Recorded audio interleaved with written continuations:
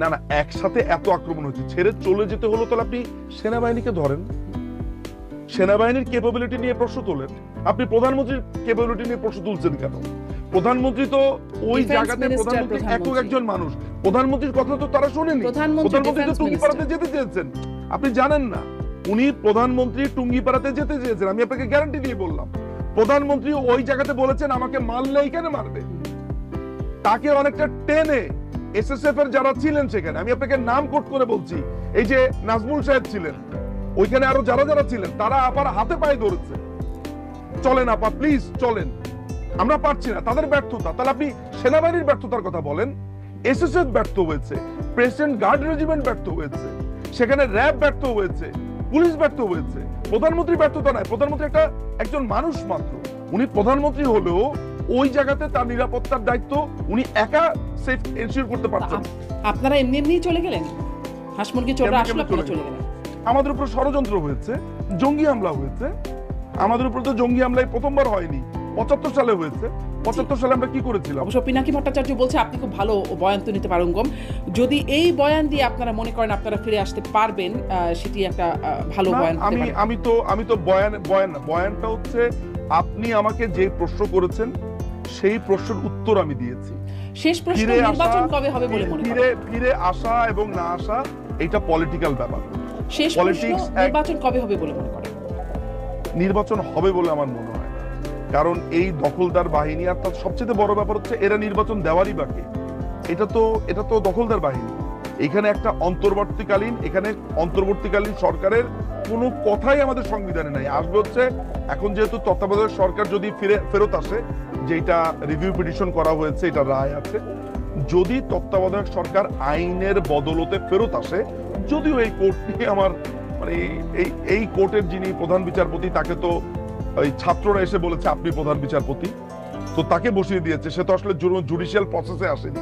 ফলে what ever it is, যদি তত্ত্বাবধায়ক সরকার আসে, সেই ক্ষেত্রে আমরা মানতে রাজি আছি যে তারা কখন ইলেকশন দিবে না দিবে, এরা তো কোনো ডিসাইড করবে না, এরা তো উড়ে এসে জুড়ে বসা ইল্লিগাল। ফলে বিএনপি যে কথাটা বলছে, প্রধান বিচারপতি সুরেন্দ্র কুমার সিনহাকে তাকেও একরকম জোর করে গোয়েন্দারা গিয়ে কিভাবে দিয়েছি বলেন, ঠেলে বের করে দেয়, মানে এটা তার বইতে আছে। কিভাবে বলেন না, তিনি তো চিঠির ভিতরে লিখেছেন তিনি হলিডেতে গেছেন। কিন্তু তিনি আসলে কেন বলেছেন সেটি তার ওই যে ব্রোকেন ড্রিমস এই বইতে আসলে। তাহলে আপনি আমাকে এইটার সাথে ওই বিষয়ে আজকে আর আলোচনায় না যাই, তাহলে না এটা এই আলোচনা শেষ করতে হবে এইটা। তাহলে আপনি বলছেন যে ইউনিভার্সিটির কয়েকটা ছেলে এসে সুপ্রিম কোর্টের সামনে এসে বলছে যে দুপুর 2টার ভেতরে প্রধান বিচারপতিকে পদত্যাগ করতে হবে। একদমই ঠিক শাহিন সাহেবকে। এটা হতে পারে না সেটা। হ্যাঁ, আপনি এই কথা বলার পরে এইটার সাথে সুরেন্দ্র কুমার সিনহা তারটা যায়, মানে আসলেই কি যায়, মানে সিরিয়াসলি এটা আপনি মনে করেন? একটা বিশেষ পরিস্থিতি, পুরো বিষয়টাই মানে আপনিও বলছিলেন আনপ্রেসিডেন্টেড, তাই না? আপনিও বলছিলেন যে আনপ্রেসিডেন্টেড বলেছি, প্রধানমন্ত্রীর এই চলে যাওয়া বা হামলা, এই বিষয়টি নিয়ে যাওয়া, এটা আনপ্রেসিডেন্টেড বলছি। এই পুরো প্রেক্ষাপটে আনপ্রেসিডেন্টেড ঘটনার প্রেক্ষাপটে অনেকগুলো আনপ্রেসিডেন্টেড ঘটনা আমাদের দেশে ঘটে গেছে। তার মানে ওটা আপনি মেনে নিতে পারেন? তাহলে যেহেতু আনপ্রেসিডেন্টেড ঘটনার মধ্য দিয়ে হয়েছে, তাহলে এটা মেনেই নেওয়া যায়? না মেনে নেওয়ার বিষয় এখানে, মেনে নেওয়া যায় কিনা সেটা নিয়ে আমার প্রশ্ন না, আলোচনা না। আমি বলছিলাম যে এই যে বিচার বিভাগের যে ব্যবস্থা, এটি আপনি মানছেন না, ওটি তারা মানেন না, মানে কেউ কোন হাসচোরদেরকে হাসচোর বললে আপনার মনে পড়ে যায় প্রধানমন্ত্রীর পালানো, এই কথাটা বলা আপনার প্রয়োজন। আমি যখন ওই প্রধান বিচারপতিকে 2টা স্টুডেন্ট এসে বসিয়ে দিয়েছে, এই কথাটা বললে আপনার সুরেন্দ্র কুমার সিনহার কথা মনে পড়ে যায়। এগুলোকে কি বলে জানেন? এগুলোকে বলে হচ্ছে জাস্ট ওয়ার্ল্ড থিওরি। অর্থাৎ আপনি যেহেতু এটা করেছেন তাই এটা ঠিক আছে। সিনিয়র অফিসিয়াল বলতে আপনি কাকে কল্পনা করেন? সবাই কিন্তু এক্সাইলড না। বিজিবি প্রধান যিনি আছেন তিনি এখনো আছেন। বিজিবি প্রধান এখানে ছিলেন। বিজিবি প্রধান আগের দিনের মিটিংটাতে ছিলেন, কোর কমিটির যে মিটিং, স্বরাষ্ট্র মন্ত্রণালয়ের আশরাফ সিদ্দিকীর গল্পটা বলি আপনাকে। আশরাফ সিদ্দিকীর গল্পটা একটু শুনেন। আশরাফ সিদ্দিকী ছিলেন ডিজিএফআই এর এআইবি তে ছিলেন তিনি একটা সময়, তাই না? আচ্ছা, তিনি বলেছেন যে তিনি যখন এই জঙ্গিদের, এই টোকাইদের আন্দোলনের পরে যখন সে বলছে যে না আমি তো বিজিবিকে এটা বলিনি, নামাতে বলিনি, বিজিবি তো রাস্তাতে ছিল। উনি তো 2 রকমের কথা বলছেন। উনার তো অনেকগুলো টেস্টিমনি আছে যে এই ধরনের অপরাধ ক্ষমা করা হবে না, যখন আন্দোলনটা চলছিল তখন এরপরে তিনি আরেক কথা বলেছেন, এই আশরাফ সিদ্দিকী একসময় ডিজিএফআই ছিল এবং তিনি যখন ডিজিএফআই এর এআইবিতে ছিলেন তখন আমাদের সিরিয়াসলি আমরা প্রশ্ন রেইজ করেছিলাম যে ডিজিএফআই এর এত ডকুমেন্টস, বিশেষ করে পলিটিক্যাল ব্যুরোর ডকুমেন্টস গুলো সমস্ত কিছু লিক হয়ে যায় কিভাবে হচ্ছে। তাকে আমরা সিরিয়াস ধরনের একটা মৌল মনে করি এবং মনে করি এই পুরো ঘটনার সাথে, চক্রান্তের সাথে তার একটা সংযোগ আছে। আপনি এটা বাদ দেন, আমার তার ব্যাপারে আমার সন্দেহ, এটা বাদ দেন। আমার একটা কথা বলেন তো, যে সিনিয়র অফিসিয়াল বলতে আপনি বলছেন যে বিজিবির প্রধান এটা বলছেন, মানে সিনিয়র অফিসিয়ালকে সেটা তো এখানে উল্লেখ করা হয় নাই, কিন্তু সিনিয়র অফিসিয়াল যারা আর কি স্বরাষ্ট্র মন্ত্রণালয়ের বা স্বরাষ্ট্রমন্ত্রীর কোর কমিটির সাথে বৈঠকে ছিলেন, সেখানে পুলিশ প্রধান, বিজিবি প্রধান, গোয়েন্দা সংস্থাগুলোর পুলিশ প্রধান জেলে আছেন, র‍্যাব প্রধান নেই, আমি জানি পুলিশ প্রধানের সাথে কথা বলেছে জাতিসংঘ, উচ্চপদস্থ কর্মচারীরা নেই, সেখানে মন্ত্রীরা নেই। আমি অন্তত পক্ষে এই মিটিং এর ভিতরে যারা আছে বা যারা ছিল বা থাকতে পারে, একজনও বাংলাদেশে নেই। আমি আপনাকে এটা চ্যালেঞ্জ দিয়ে বললাম। এই তো বিজিবি প্রধান আছেন, পুলিশ প্রধান জেলখানায় আছেন, এবং জেলখানার মধ্যেও তার সাথে কথা হয়েছে। পুলিশ প্রধানের বক্তব্য জেলখানাতে নিয়েছে বলে আপনি বলছেন? হ্যাঁ, নিয়েছে। জাতিসংঘ সেটা বলেছে, একবার নিতে পেরেছে, পরের বার তাকে নিতে দেওয়া হয় না, এই জন্য তারা জাতিসংঘ রিগ্রেট করছে, ফলো আপ করতে দেওয়া হয় না। তাহলে আপনার যিনি এই মুহূর্তে জেলখানাতে আছেন, বা তিনি তার মামলা নিয়ে নিজে জিওপডাইজ করার জন্য বলবেন যে আমি এটার সাথে যুক্ত ছিলাম? না, তিনি যুক্ত ছিলেন, তা তো বলেন নাই। তিনি তাকে তার সাক্ষ্য নেওয়া হয়েছে। তো আপনার কমন রেসপন্সিবিলিটির প্রসঙ্গ যখন আসছে, যখন আপনার এই আলাপটা আসছে, তিনি নিজেকে দোষী সাব্যস্ত করার জন্য বলবেন যে এই ধরনের ঘটনা ঘটেছে, আসলে খুন করতে বলেছে। মানে আপনি জাস্ট আমরা একটা কমন সেন্স অ্যাপ্লাই করি যে আমাকে বলবেন, আর কি বলেছেন সেটা তো আমি দেখিনি, আমি শুনিনি সামনে কি। ফলে আপনাকে আমি এই কারণেই বললাম, কিন্তু জাতিসংঘ একটা বিশ্বাসযোগ্য সংস্থা, কারণ জাতিসংঘের কারিগরি সহায়তা তখন তৎকালীন প্রধানমন্ত্রী। কোনটা বিশ্বাসযোগ্য সংস্থা? মানে জাতিসংঘকে কি একটা ক্রেডিবল সংস্থা বলে আপনারা মনে করেন না? আচ্ছা, জাতিসংঘ একটা ক্রেডিবল সংস্থা। আচ্ছা ঠিক আছে, আমি আপনাকে একটা পাল্টা প্রশ্ন করি। জাতিসংঘ যদি একটা ক্রেডিবল সংস্থা হয়, জাতিসংঘের রুলস এবং রেগুলেশনের ভেতরেই তারা থাকবেন, তাই তো?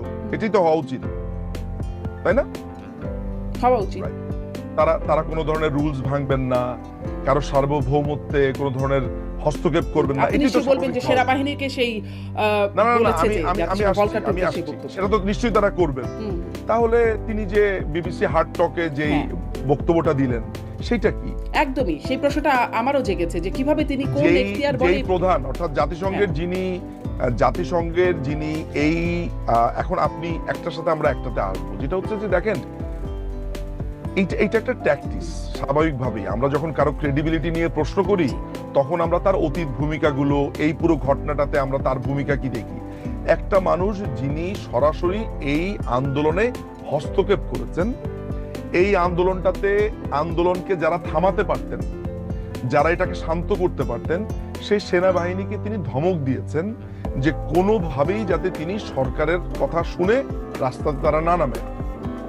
আমি তার পুরো বক্তব্যটার ট্রান্সক্রিপ্ট আপনাকে দিতে পারি, সেখানে একটা শব্দ লেখা নেই যে তোমরা কোনো অন্যায় কাজে যাবে না, এই ধরনের কোনো কথা বলা নেই। এবং অন্যায় কাজে যদি যায়, বল প্রয়োগ করতে তারা না করেছে, আহ্বান করেছে, করলে জাতিসংঘ শান্তিরক্ষী মিশনে একেবারেই ঠিক না। আমি আপনাকে, কারণ এইটার আমি তো জাতিসংঘে কমপ্লেন করেছি, ফলে আমি এই ট্রান্সক্রিপ্ট আমি আসলে নিজেই তার বক্তব্যটা শুনে এভরি ওয়ার্ড, সে কোথায় কোথায় পজ দিয়েছে, কোথায় কোথায় থেমেছে, সেটা শুদ্ধ আমি আসলে ট্রান্সক্রিপ্ট করেছি। ফলে আমি আসলে কিন্তু এই পুরো আমি এই প্রশ্নটা করেছিলাম, আমি এই প্রশ্নটা যখনই সম্ভব হয় করি যে তিনি আসলে কোন এখতিয়ার বলে, তিনি কি এটা করতে পারেন? একটা সভরেন রাষ্ট্রের সেনাবাহিনীকে এই বিষয়টি তিনি বলতে পারেন? আপনি যদি বলেন, আমি আপনাকে কিন্তু সেটা পড়ে শোনাতে পারি এক্স্যাক্টলি তিনি কি বলেছেন। জি, এটা যদি আমি আপনাকে পড়ে শোনাই, আমার মনে হয় আপনার কাছে খুবই ক্লিয়ার হয়ে যাবে যে এক্স্যাক্টলি তিনি। আমি শুনেওছি নিজুম মজুমদার, আমি একদম হার্ড টকের সেই ইন্টারভিউটা শুনেছি, আমি মানে নিজেই শুনেছি তার বক্তব্যটা। সেখানে আপনি যে শব্দটা বলেছেন সেই শব্দটা ছিল না। আচ্ছা, তো কিন্তু সেনাবাহিনীকে যে আহ্বানটা করা হয়েছে সেই ব্যাপারটা আমি শুনেছি আসলে এক্স্যাক্টলি। আপনি আমাকে বলেন তো, এখন আমরা যে আলাপটাতে যাব আর কি, যে আলাপটাতে যেতে চাই, সেটা হচ্ছে যে উনি আমাদের যে জাতিসংঘের যে আর্টিকেল 38 আছে, আর্টিকেল 100 আছে, সেইটা অনুযায়ী তিনি কোনো সার্বভৌম রাষ্ট্রের কোনো অফিসার, কোনো একটা বাহিনীকে তিনি এরকম নির্দেশ দিতে পারেন?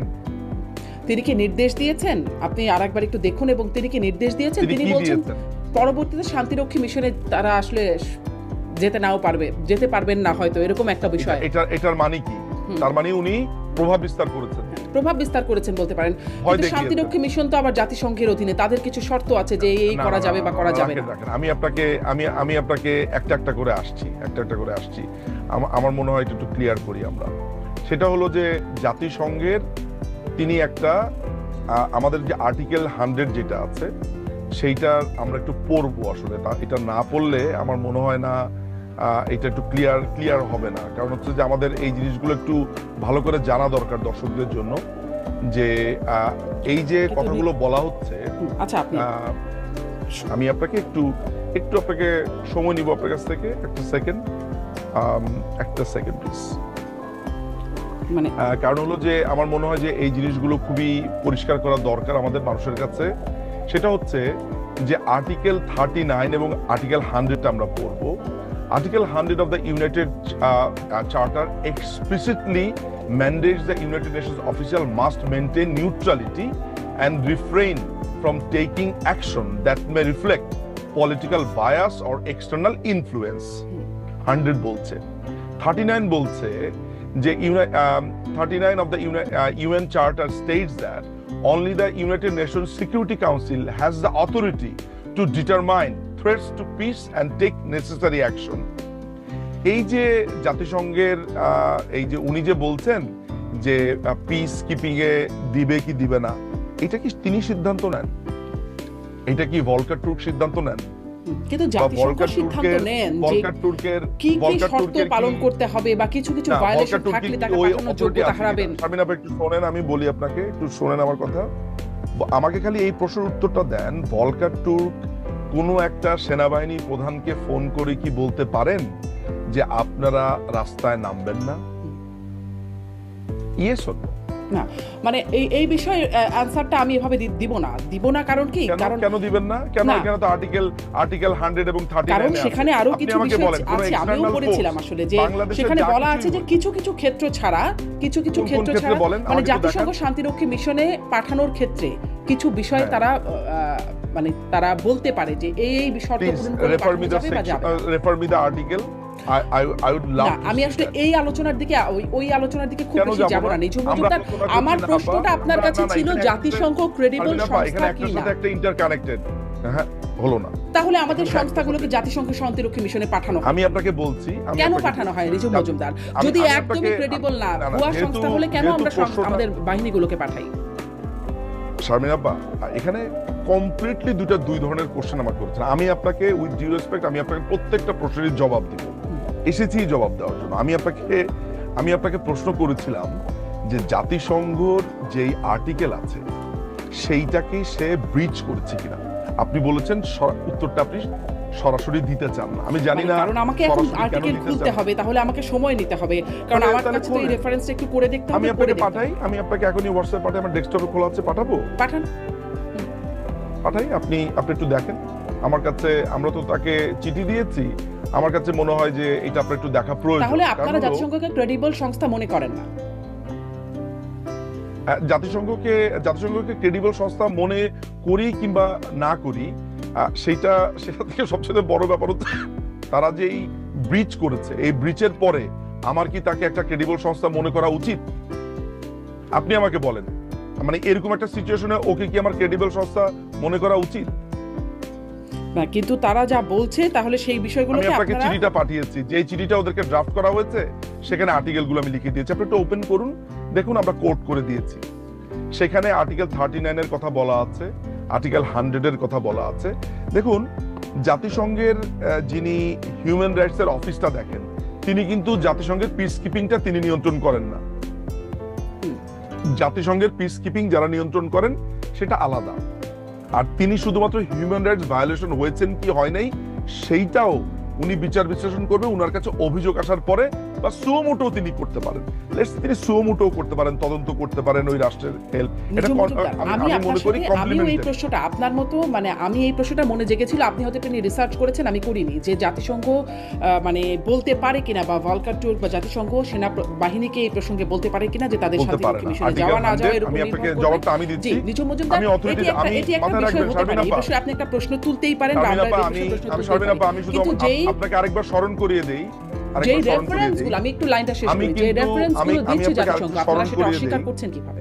না একটু স্মরণ করাই যে আমি কিন্তু আন্ডার ওথে আছি। আমি সিডনি সুপ্রিম কোর্ট অর্থাৎ নিউ সাউথ ওয়েলস সুপ্রিম কোর্টের একজন আইনজীবী, একই সাথে আমি নিউজিল্যান্ড হাই কোর্টেরও একজন আইনজীবী। ফলে আমি আন্ডার ওথ, আমি আপনাকে এমন কোন তথ্য ইউনাইটেড নেশনস সম্পর্কে দিব না যেটা মিথ্যা। সুতরাং আমি আপনাকে আমার তরফ থেকে একটু কনফার্ম করতে চাই যে আপনি অ্যাজ এ লয়ার হিসেবে আমার কথাটা গণায় ধরতে পারেন। নিশ্চয়ই, দায়িত্ব এটা আপনার নিয়ে বলছেন। আপনার কাছে আমি দিলাম, এটা আপনার বিবেচনা। এখন আবার দেখেন যে যিনি এইটা তদন্ত করছেন তিনি নিজে বায়াস। এখন আমি কিভাবে আমার আর্গুমেন্টটা ফর্ম করছি সেটা একটু দেখেন।